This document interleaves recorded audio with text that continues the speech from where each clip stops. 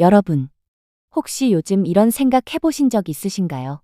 분명 연금도 받고 있고, 지원금도 조금씩 받는데, 왜 생활은 여전히 빠듯할까?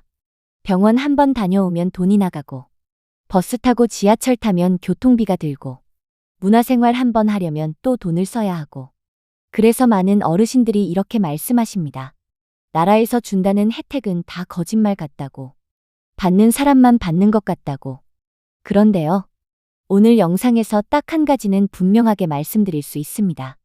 여러분이 모르고 계셔서 지금도 매달 돈을 내고 있는 것들. 2026년 기준으로 보면 사실은 무료이거나 거의 돈을 안 써도 되는 것들이 생각보다 정말 많습니다. 문제는 자격이 없어서가 아닙니다. 신청을 안 했고 어디서 어떻게 쓰는지를 아무도 먼저 알려주지 않았다는 점입니다.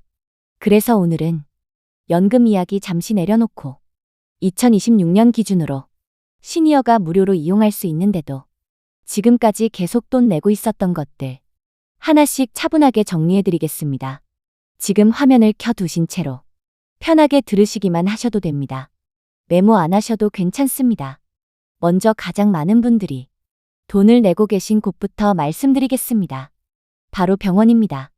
많은 어르신들이 병원 갈 때마다 이렇게 생각하십니다. 나이 들면 병원비는 어쩔 수 없지. 하지만 2026년 기준으로 보면 병원비 중에서도 시니어라서 줄어들거나 아예 안 내도 되는 항목들이 분명히 존재합니다. 대표적인 것이 건강검진입니다.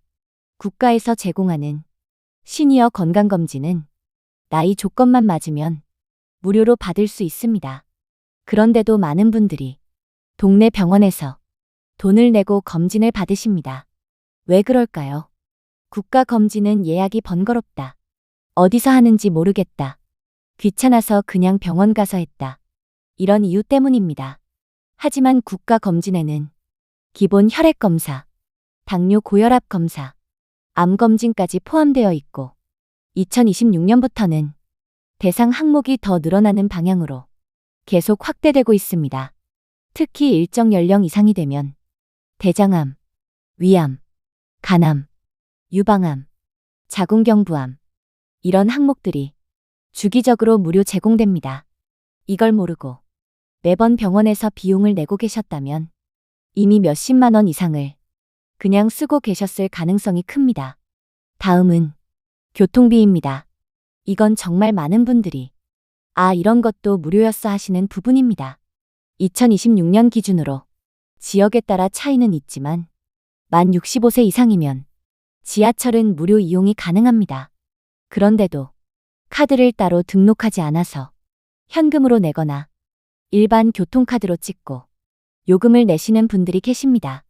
지하철뿐만 아니라 일부 지역에서는 시내버스, 마을버스, 공공 셔틀버스까지 감면 또는 무료 혜택이 적용됩니다.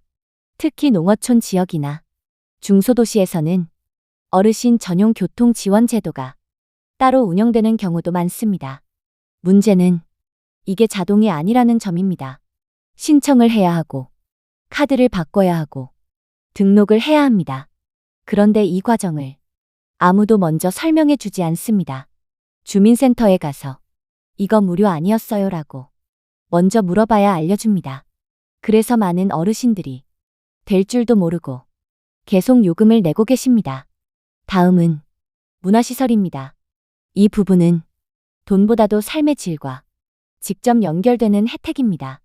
2026년 기준으로 국공립박물관, 미술관, 기념관, 전시관, 도서관 이런 시설들은 대부분 시니어 무료 또는 대폭 할인 대상입니다. 입장권을 끊을 필요가 없거나 신분증만 보여주면 그냥 들어갈 수 있는 곳도 많습니다.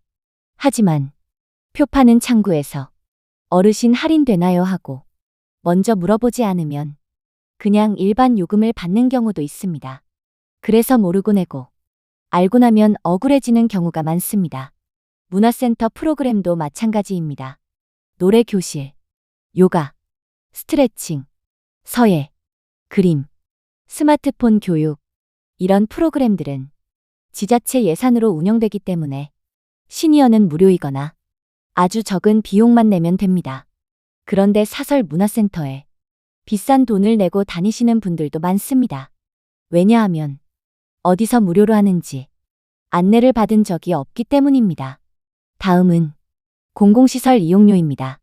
체육관, 수영장, 헬스장, 게이트볼장, 이런 곳들도 지자체에서 운영하는 시설은 시니어 감면이나 무료 이용 시간이 따로 있습니다.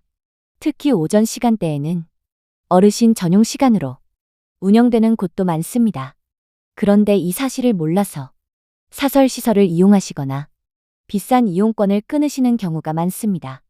다음은 통신비입니다. 이 부분은 매달 나가는 돈이라 모르면 계속 손해입니다.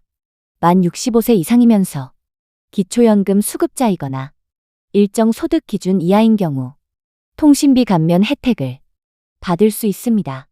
휴대폰 요금, 인터넷 요금, 결합 할인, 이런 것들이 자동으로 되는 게 아니라 신청을 해야 적용됩니다.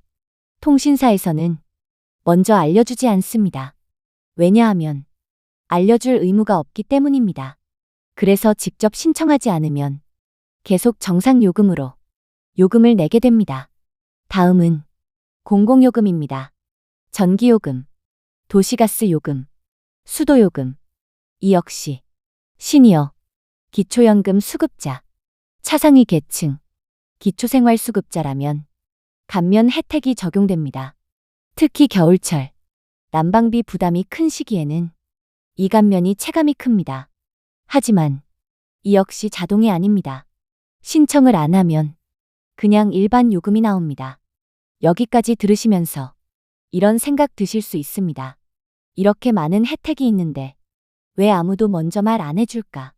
이게 바로 가장 중요한 포인트입니다.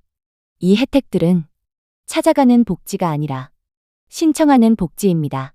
나라에서는 제도를 만들어 놓고 조건도 만들어 놓지만 한 사람 한 사람에게 전화해서 알려주지 않습니다. 그래서 정보를 아는 사람은 매달 돈을 아끼고 모르는 사람은 계속 돈을 씁니다. 이건 능력 차이가 아니라 정보 차이입니다.